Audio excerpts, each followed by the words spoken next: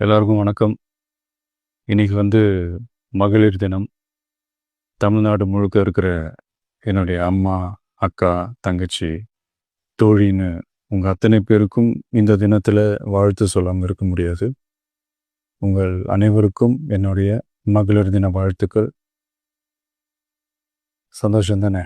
பாதுகாப்பாக இருந்தால் தானே சந்தோஷத்தை உணர முடியும்.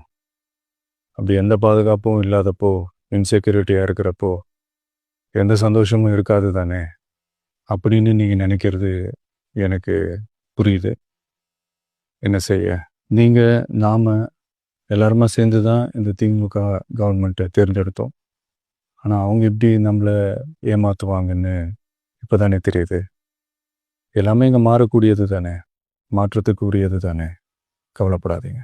2026 நீங்கள் எல்லாரும் சேர்ந்து, இல்லை நாம் எல்லாரும் சேர்ந்து இந்த மகளிருக்கான பாதுகாப்பை உறுதி செய்ய தவறிய இவங்களை மாற்றுவோம். அதுக்கு இந்த மகளிர் தினமான இன்னைக்கு நாம் எல்லாருமா சேர்ந்து உறுதியேற்போம்.